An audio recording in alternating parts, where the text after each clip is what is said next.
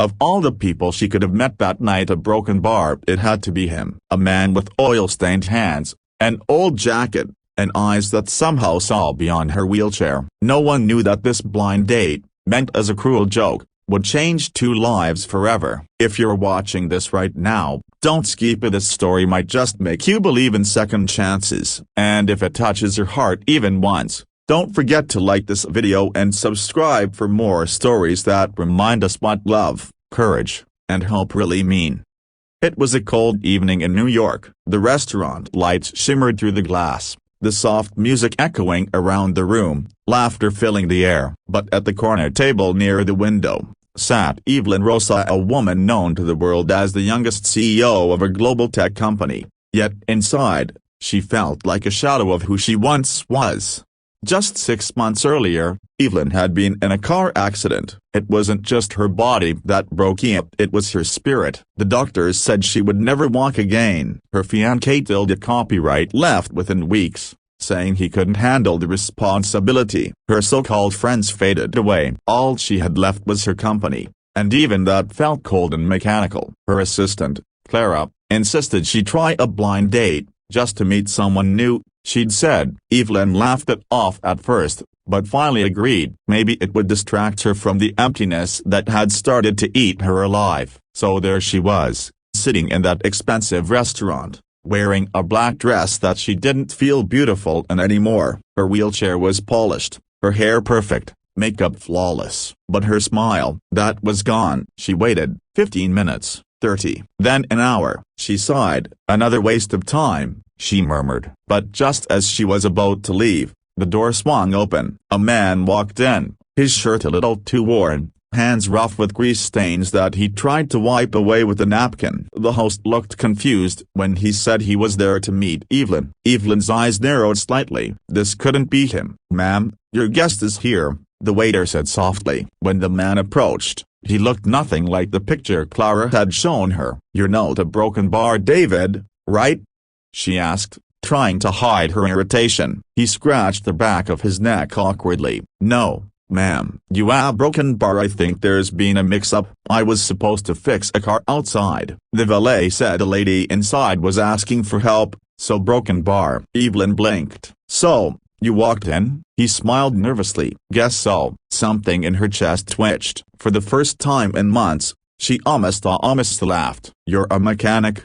she asked. "Yes, ma'am. Liam Carter. Been fixing cars for about 10 years now." The guy outside said this table was waiting for someone, so I figured maybe Broken Bar. He looked around awkwardly, clearly out of place among the tuxedos and chandeliers. "A Broken Bar, I'll just go." But something stopped Evelyn. Maybe it was the honesty in his eyes, or the fact that for once, someone wasn't looking at her with pity.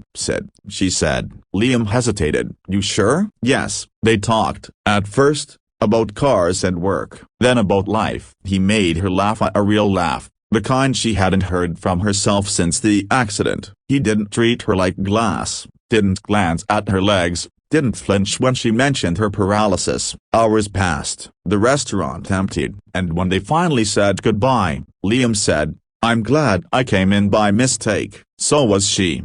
Days turned into weeks. Liam started visiting Evelyn more often, sometimes to check her car, sometimes to bring her coffee, sometimes just to sit and talk. He told her about his late wife, about raising his little daughter alone, about working 2 jobs to make ends meet. Evelyn found herself looking forward to his visits in the way he made the world seem simple again. One evening, as rain poured outside, Liam arrived drenched, holding a small box. "I was fixing something for you," he said. When she opened it, it wasn't jewelry or anything fancy. It was a custom lever system he'd designed to help her control her wheelchair more easily. "You built this?"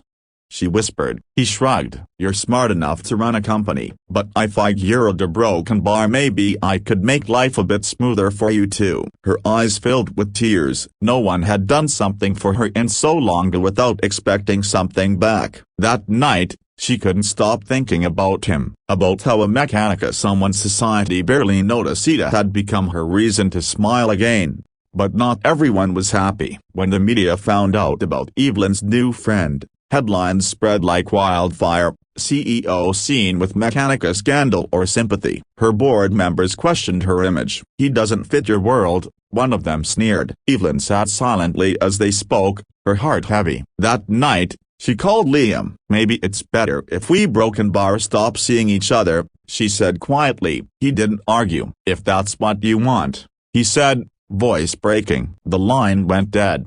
A week later, Evelyn attended a corporate event. Flashing lights, speeches, empty congratulations. It all felt meaningless, until she noticed a familiar face near the exit. Liam. He was there to fix a broken generator powering the event lights. When she saw him, her heart ached. As he packed up his tools to leave, she called out, "Liam." He turned. "I'm sorry," she said, her voice trembling. "I was scared of what people would say. But the truth is, a broken bar, you make me feel alive again. You made me remember that I'm not broken, I'm still me." The crowd turned to watch. Cameras flashed, but she didn't care. Liam smiled softly and walked up to her. "Then don't care what they think." And for the first time in public, she held his hand tight, unshaken, proud.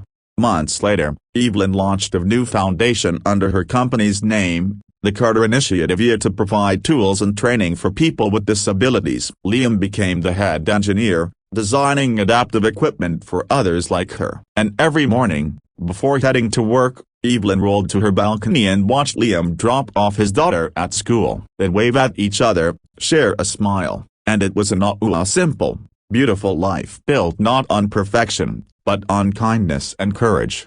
Because sometimes, the most unexpected people fix what's truly broken, and not the machines, but our hearts.